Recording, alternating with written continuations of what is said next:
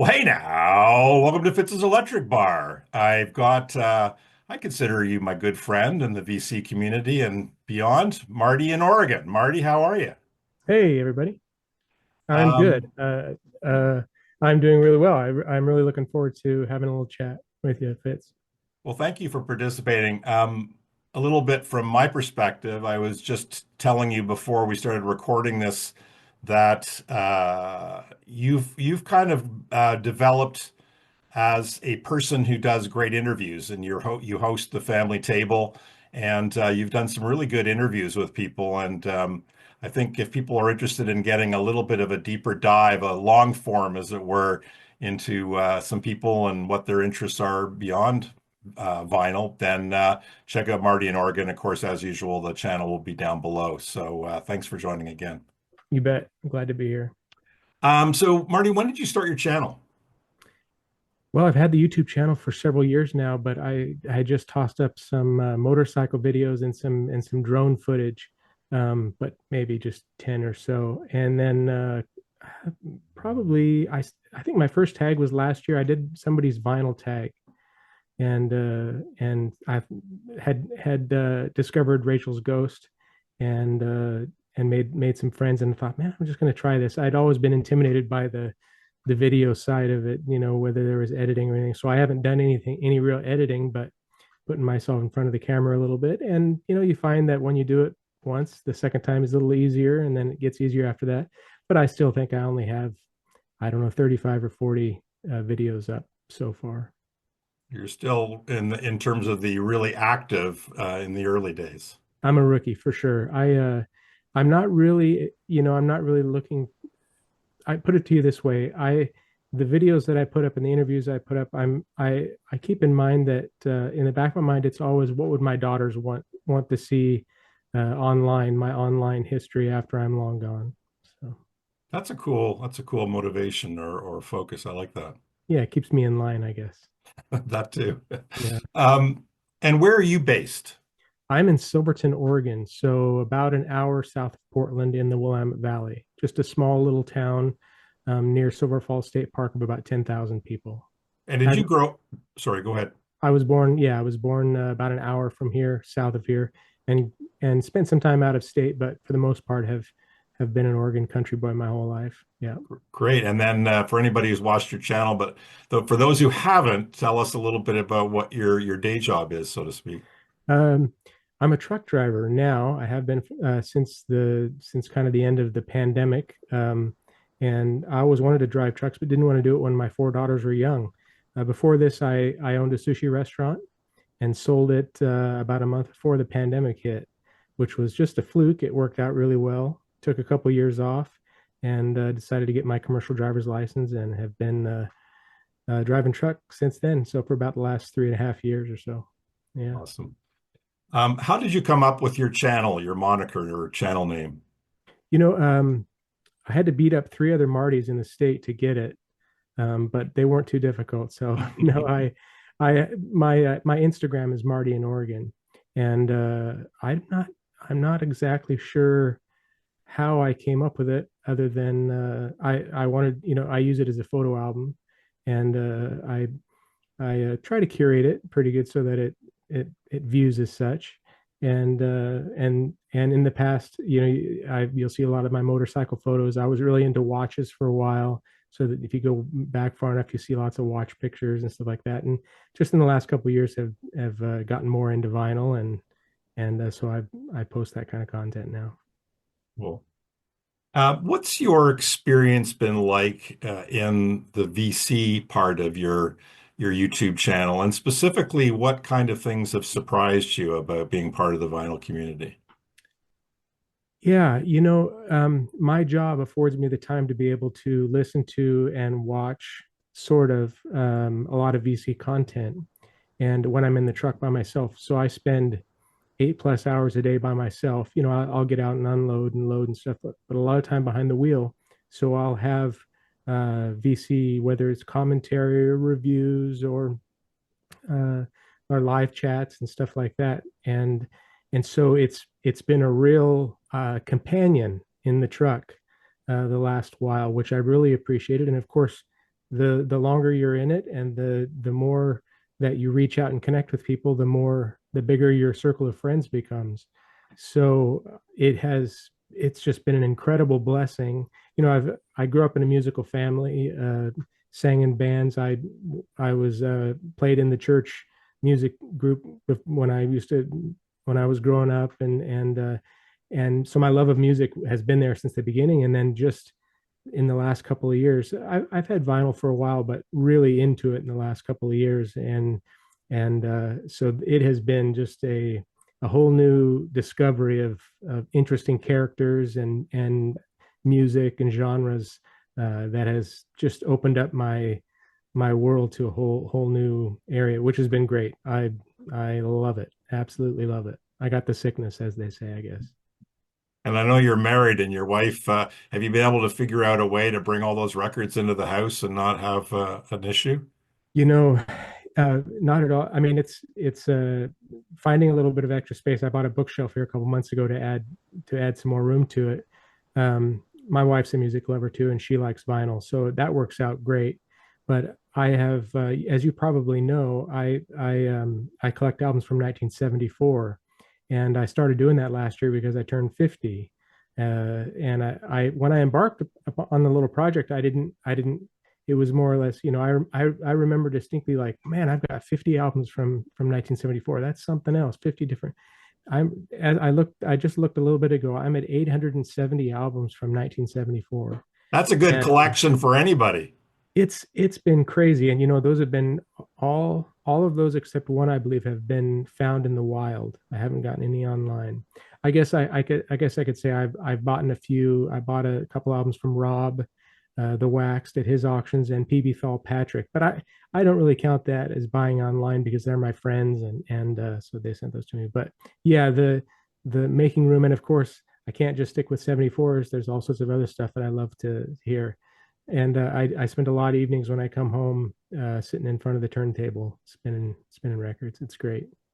So related to that, tell me a little bit about how you listen to music, because most of us listen to music in multiple ways. So how would you say you ingest your music?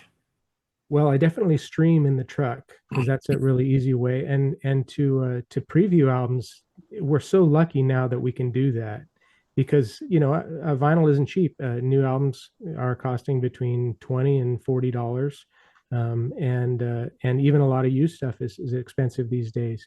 So to be able to stream something to see if you like it has been really great.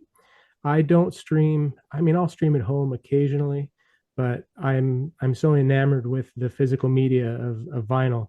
I have my recliner set up in the living room that my turntable, I don't have to get out of my recliner. I've got a stack there. I've got my receiver and turntable right beside me, and I can just flip records without getting up and control the volume and everything right there. So it's I set it up to be relaxing, and yeah, it's great. I love it. I just had a flash of 80-year-old or 90-year-old Marty, how the caregiver coming by and you're able to just get that turntable, you flip the record over and they're giving you whatever you need to I keep hope going. so. That would be fantastic. Yeah. Awesome. Um, Tell me, what are some other major interests of yours? You've kind of intimated a little bit, but tell me what are some other things you really like in your life? Well, my big love is motorcycles and camping off my bike, road trips. You're from the Pacific Northwest. You know how absolutely beautiful it is here, Yeah. and we're lucky because up here in the Pacific Northwest, there's not a huge population, so it doesn't take long to get out into the wilderness, so to speak.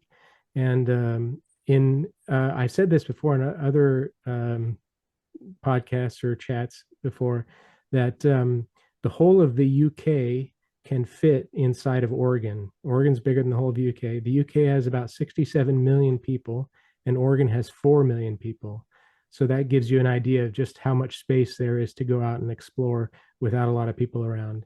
And of course, like you live on the ocean, or very near. And so where I'm at, I'm an hour and 15 minutes from cruising on the coast.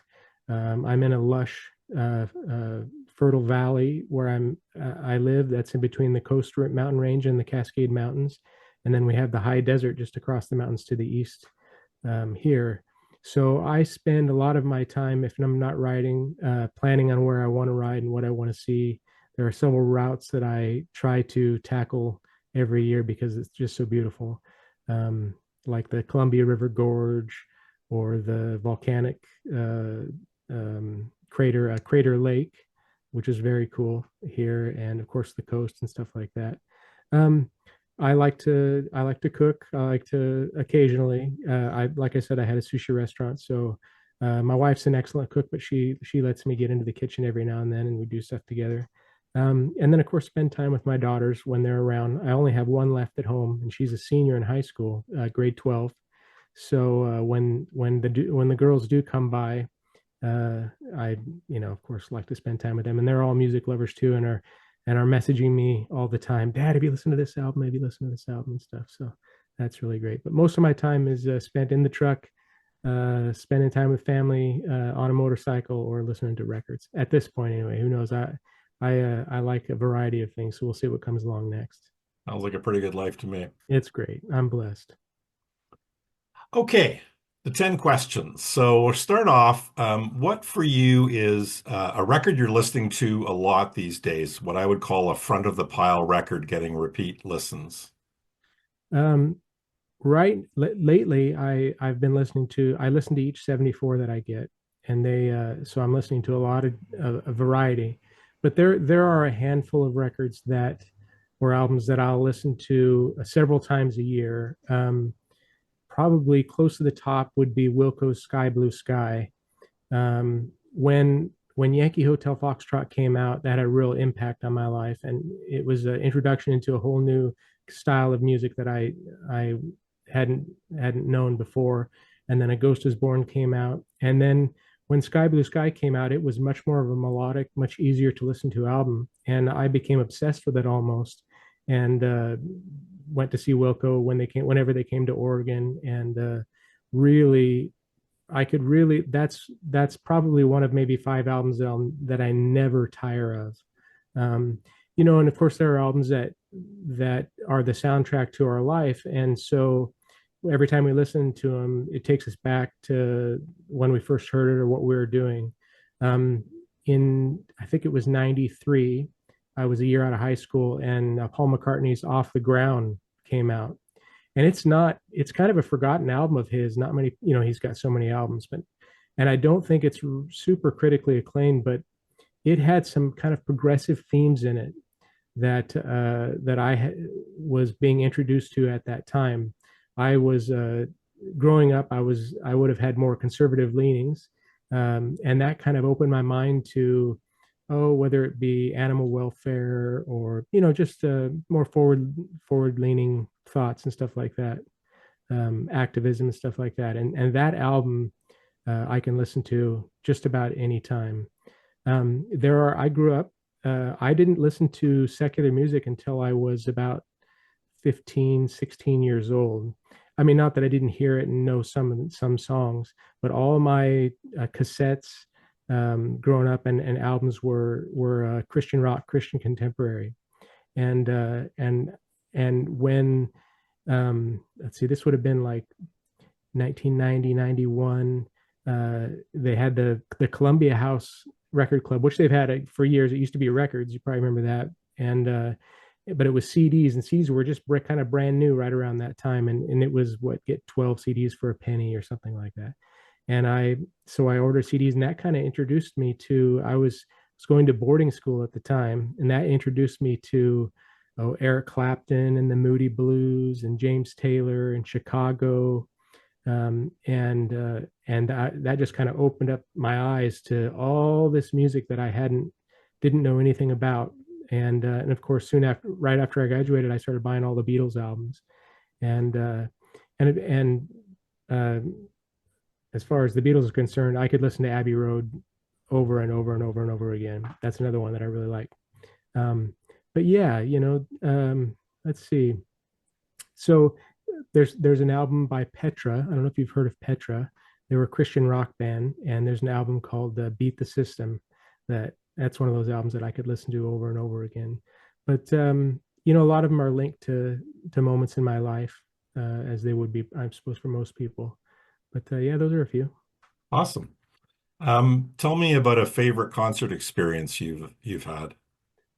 Um, I was at it was called, it's, we have it down here. We have these brothers called the McMiniman brothers, and they have all these brew pubs down here, and they have several concert venues. They own the Crystal Ballroom in downtown Portland, which is a great restaurant.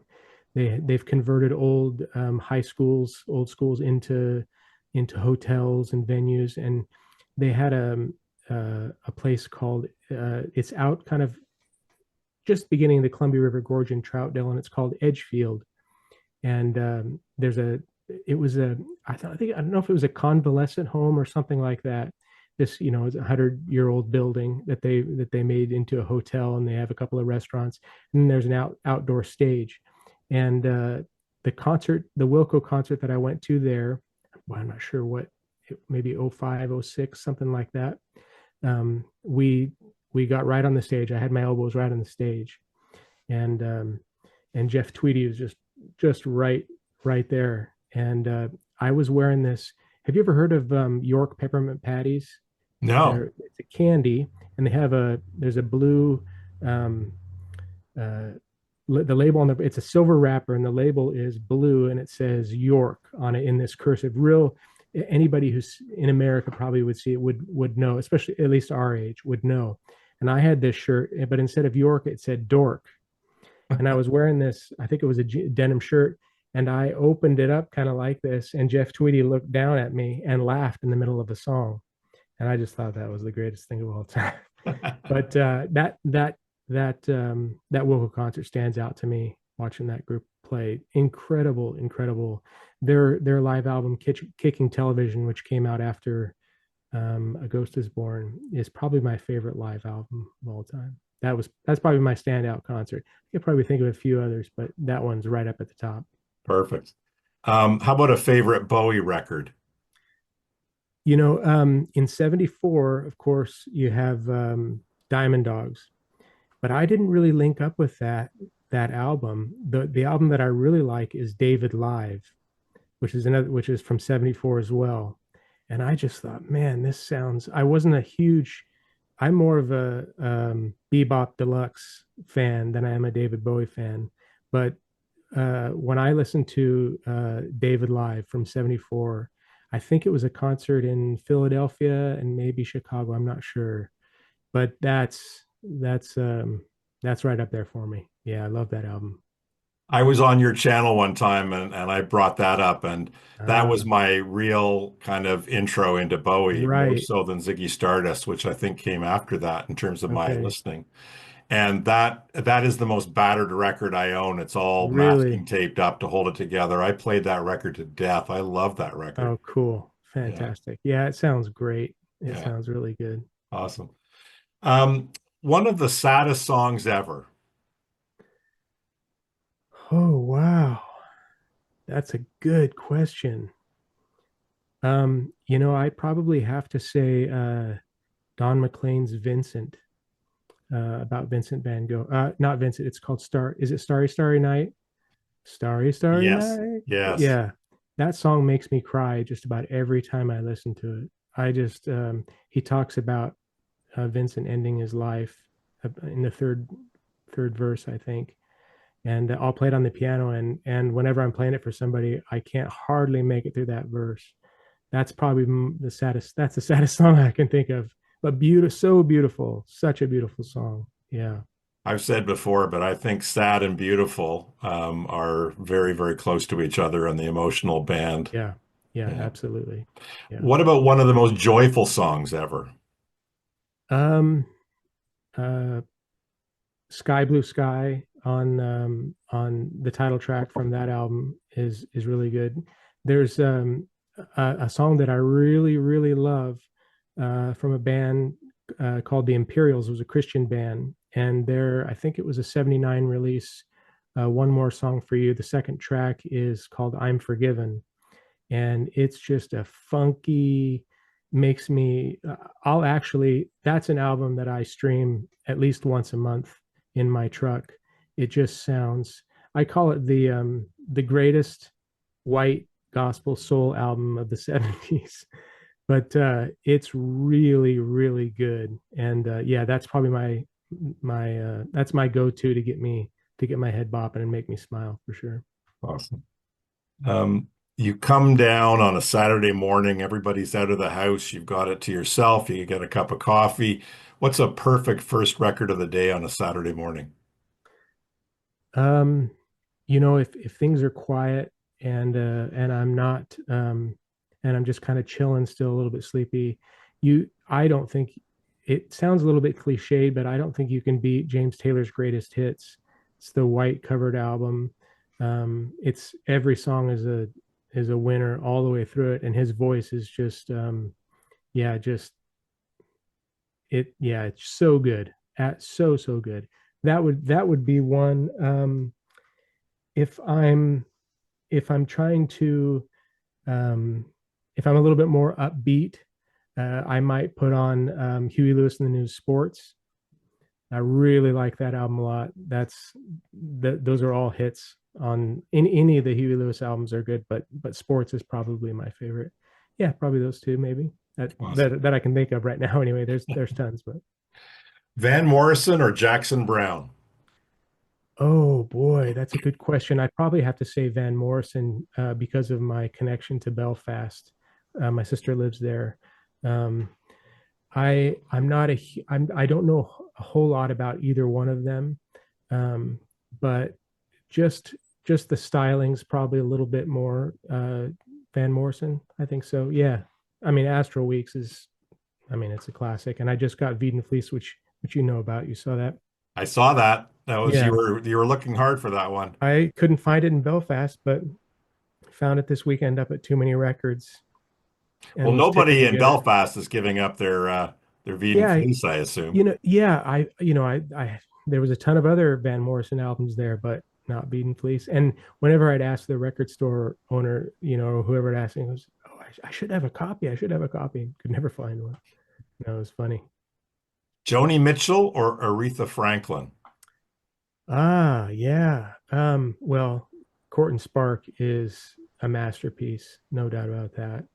I don't know a whole lot of Aretha Franklin. I have a couple of her albums from '74, um, but I probably, I do like soul, and she's fantastic.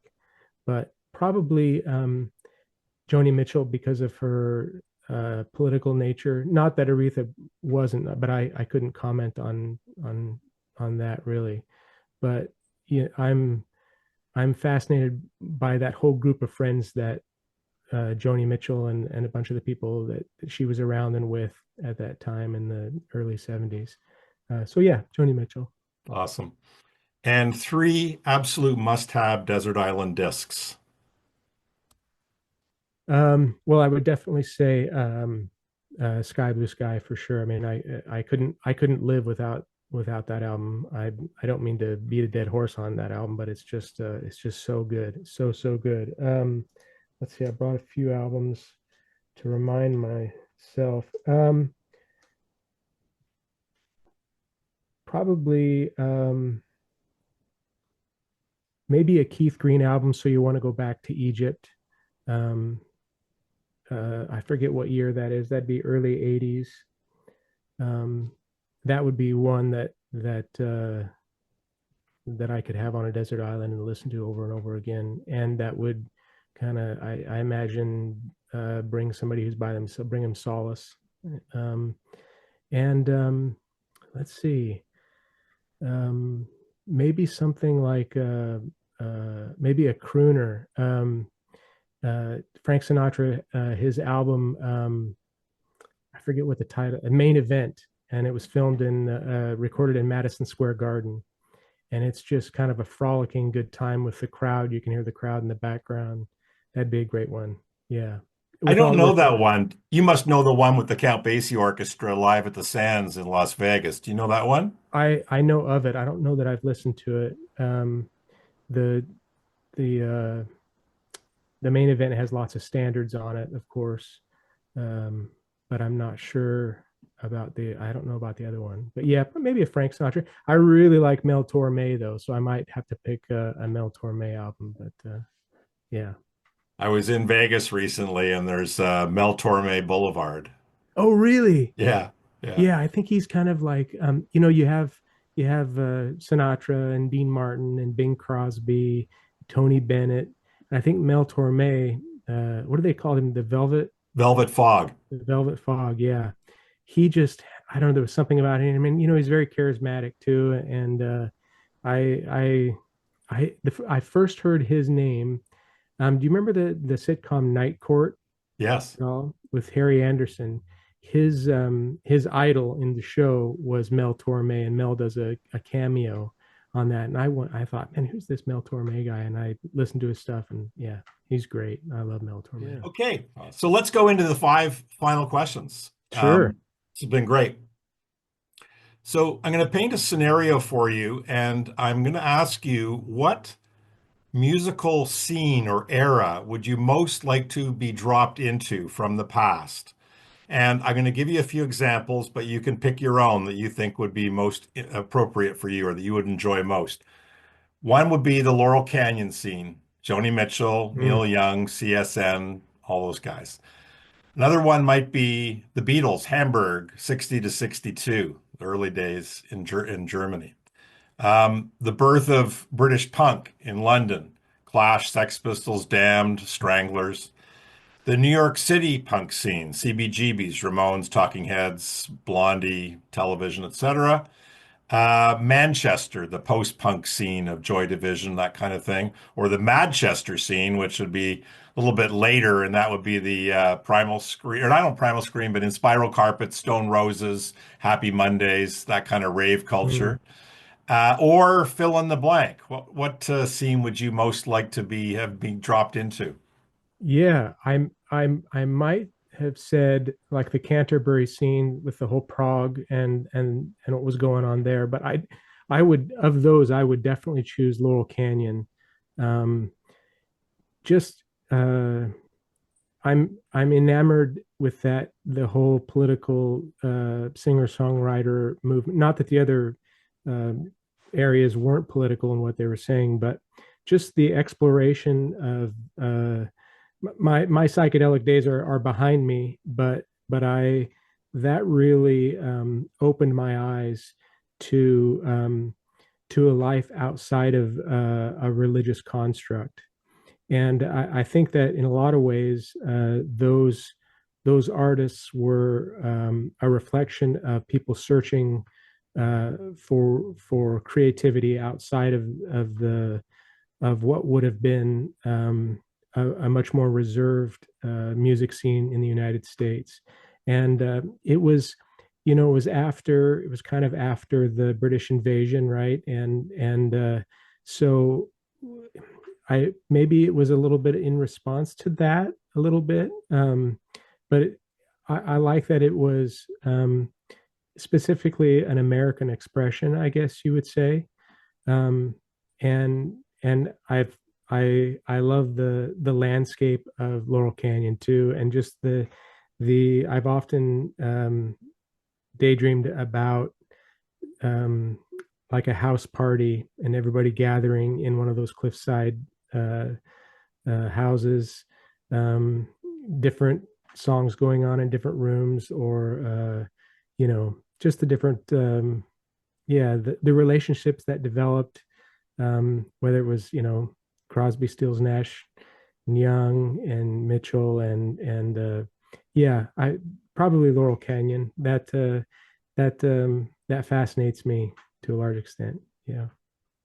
The whatever scene there is, it always amazes me the talent and the incredible output that comes from a scene. Obviously, because it's called a scene because in retrospect we look at it and we go, "My God, there was just so much great music and so many great musicians and Mhm. bands in that era." But you think about that Laurel Canyon and all of these people with such great talent. All coming together and interfacing with each other. And I often wonder how much of it was the raw DNA of the people who participated, and how much of it was the collaborative nature and kind of what was in the water, metaphorically speaking, in that place, in that time. Yeah, as well as the deep friendships between all those people, there was oftentimes animosity and competitive nature that I believe that, that I'm sure forced a certain amount of, a lot of the greatest art comes from, or most of it comes from pain, right?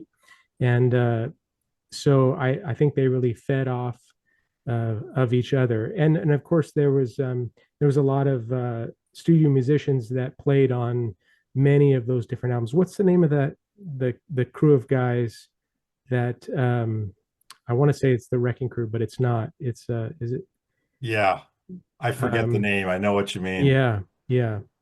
Uh but how everybody was kind of passed around to each other, and somebody would drop an album, and of course it would instigate a competitive, a game between someone else, and and marriages and divorces and illegitimate children and all that stuff.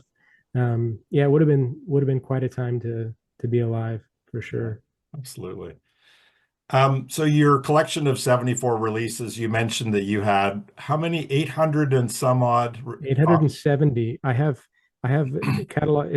I don't catalog anything but my 74s and Discogs, and I happen to have two albums. I know you can enter albums into Discogs that aren't in there, and I haven't done that yet. I have two or three albums that I need to, and right now my Discogs shows 868 Wow. albums. There's Yeah. more work to be done when you're the first one entering a release, correct?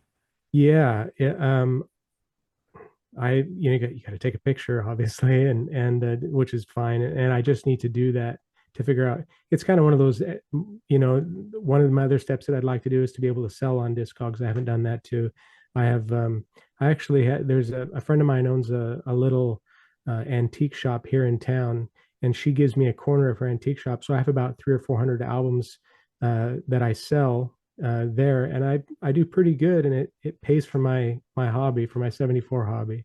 So I I I would like, but I have some higher dollar albums that I've come across that I don't put down there that I'd like to be able to sell on Discogs. So I'm exploring the application a little bit more these days and see if I can, yeah, do that. Cool. So of those 74 record, the 870 1974 records, I'm sure you'll say you love all your children equally, but what would you say are some of your favorite ones in that collection? uh, I discovered 10cc when I started doing this, and their album Sheet Music is right up there at the top for me. It's an incredible album, and subsequently I went and got their other albums. I think I have just about all of them. I kind of think of them as uh, there are four of them. They were all multi instrumentalists. They could all sing lead, and I kind of think of them as what the Beatles maybe might have been if they would have stayed together. At least I draw some parallels there. Another album that I came across, I didn't know about it when I got it, and it was kind of in the bargain bin. I think I paid $5 for it. Was Bebop Deluxe's Axe Victim, and it's got a skull guitar on the front of it. It's pretty scary looking, but it is fantastic. That's an incredible album. Really love that. Um, Deep Purple, they had two albums, Stormbringer and Burn from '74. Those are both really good. I kind of go, I've asked myself, man, which one's better? I don't know. I go back and forth depending on my mood. Um, Alligator Records, it's a blues label from Chicago, released two albums in '74. One's Fenton Robinson, I think it's Someone Lend Me a Dime, something like that, and then Hound Dog Taylor. And I got those at one of my favorite shops out here at the coast called Northwest Grooves in Newport.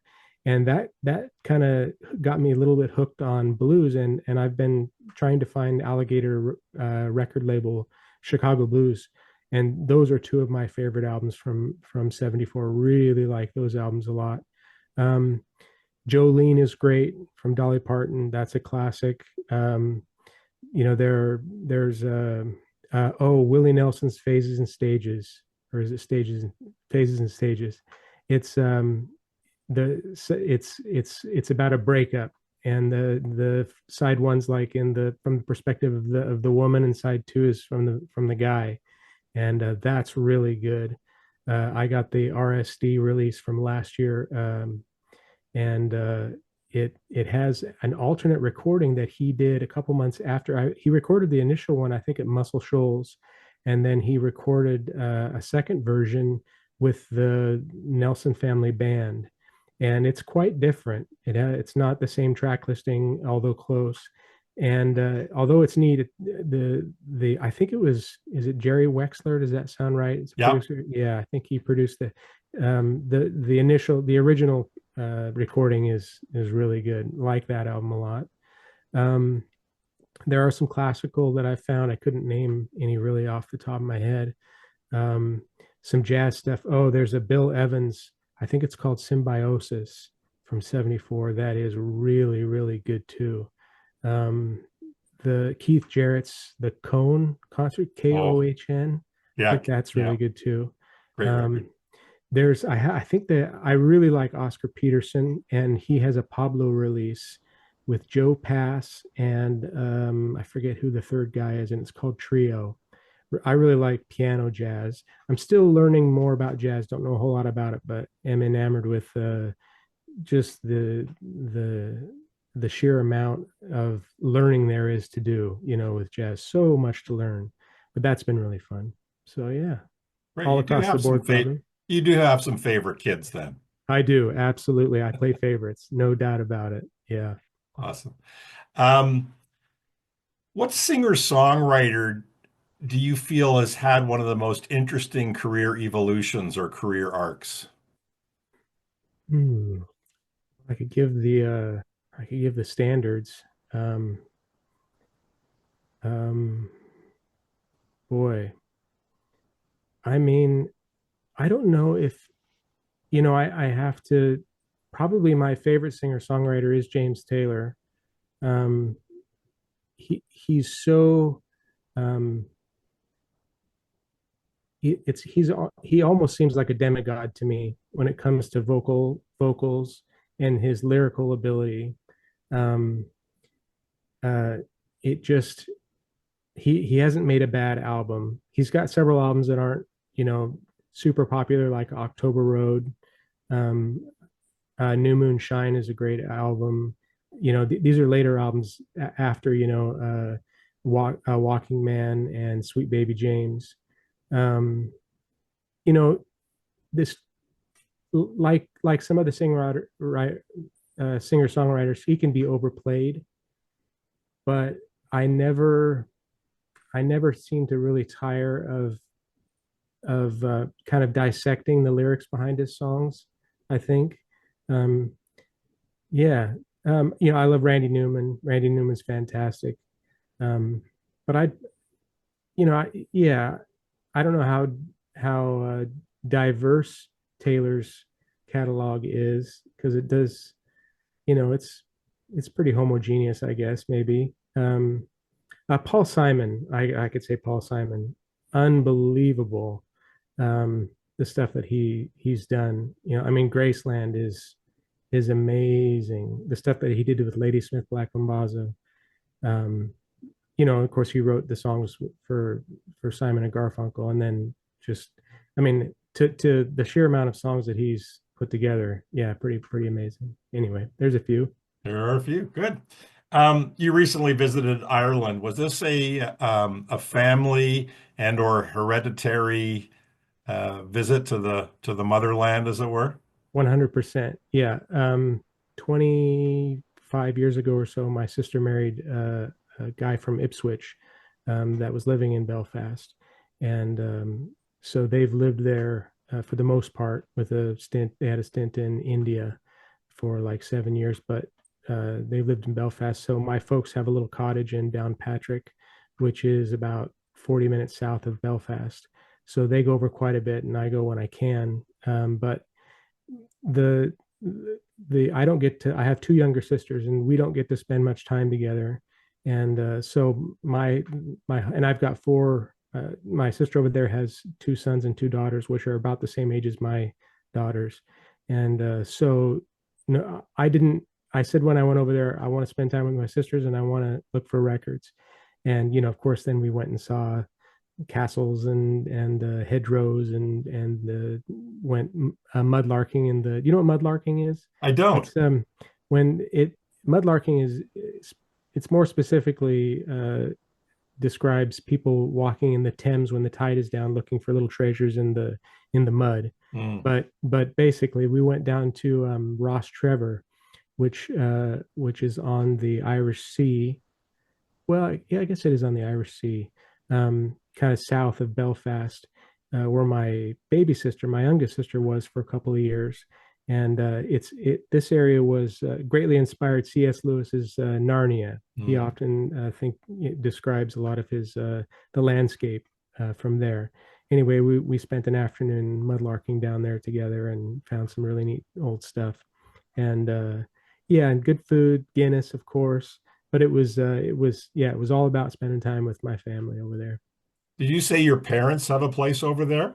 Yeah, they about 5 years ago, they bought a little cottage, little three-bedroom cottage that they've been slowly working on, and so we have a place to stay. It's actually it was being renovated. The heating, over there everything's radiant heat, Yes. and so they had all the floors torn up and they were putting new piping in for the radiant heat while I was there. So I went to the house and tooled around a little bit, but we stayed in my sister's house in Belfast. But yeah, my for the last several years, my folks spend half the time there. They're retired, half the time there, and then they live a mile from me here, so I'm around them all the time. So it makes it nice that they have a place over there that we can use and hang out with, and yeah, That's it's cool. great. That's awesome.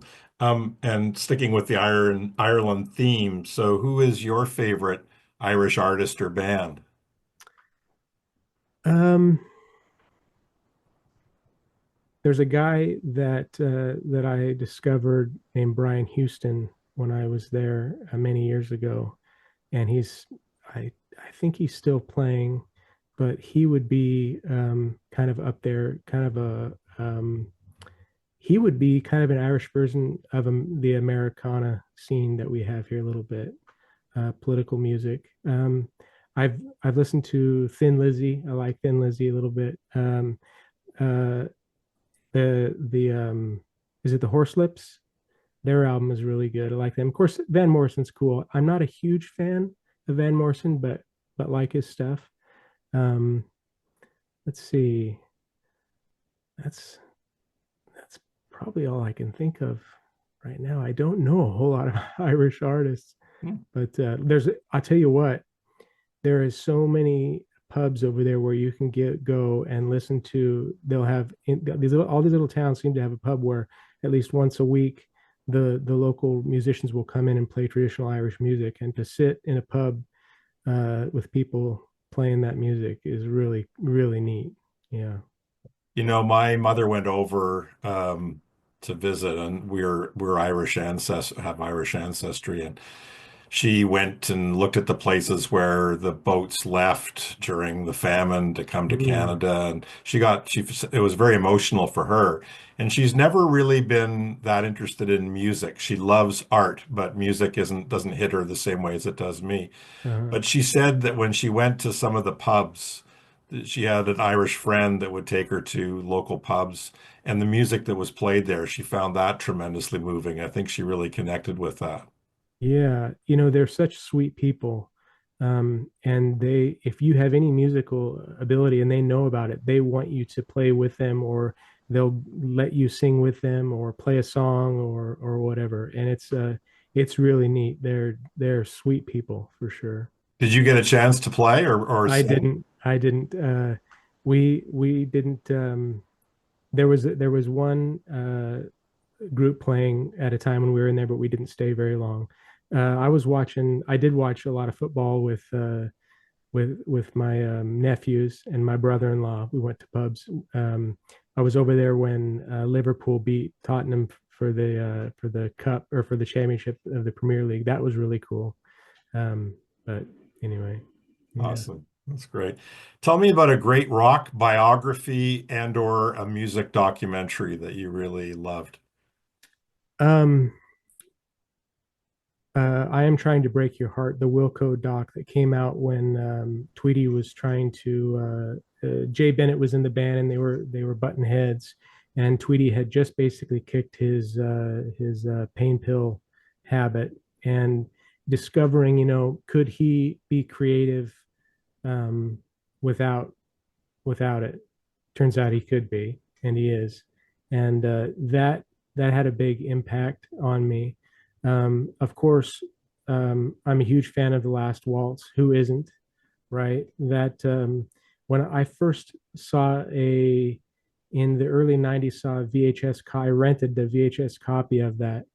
And that, of course, opened me up to the band, which, you know, on their own, what they did with Bob Dylan and that kind of stuff is really cool.